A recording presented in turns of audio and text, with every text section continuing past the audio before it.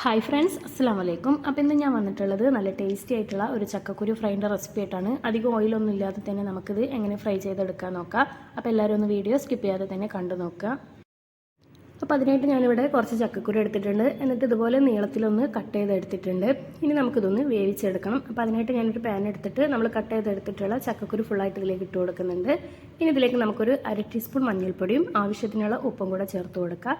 പിന്നെ ഇത് വേകാൻ ആവശ്യത്തിനുള്ള വെള്ളം കൂടെ ഒഴിച്ചു കൊടുത്ത് നമുക്കത് മൂടി വെച്ചിട്ട് ഒന്ന് വേവിച്ചെടുക്കാം.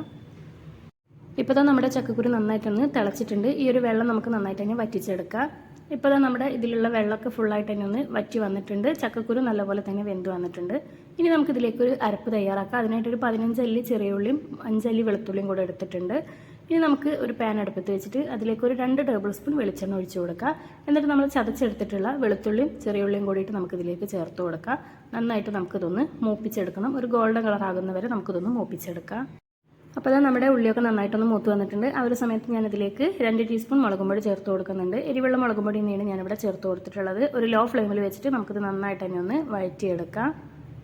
ഇനി നമുക്കിതിലേക്ക് നമ്മൾ നേരത്തെ വേവിച്ചെടുത്തിട്ടുള്ള ചക്കക്കുരു ചേർത്ത് കൊടുക്കുക. എന്നിട്ട് നന്നായിട്ട് തന്നെ ഒന്ന് മിക്സ് ചെയ്തെടുക്കാം.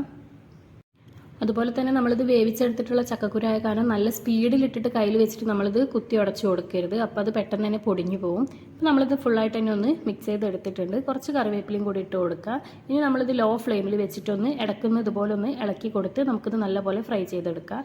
അപ്പോൾ ഇതാ നമ്മുടെ ടേസ്റ്റി ആയിട്ടുള്ള ചക്കക്കുരു ഫ്രൈ ഇവിടെ റെഡി ആയിട്ടുണ്ട്. അപ്പോൾ തീർച്ചയായിട്ടും എല്ലാവരും ഒന്ന് ട്രൈ ചെയ്ത് നോക്കണം. നല്ല അടിപൊളി ടേസ്റ്റാണ്. അപ്പോൾ വീഡിയോ ഇഷ്ടപ്പെട്ടാൽ ലൈക്ക് ചെയ്യാനും ഷെയർ ചെയ്യാനും സബ്സ്ക്രൈബ് ചെയ്യാനും മറക്കരുത്.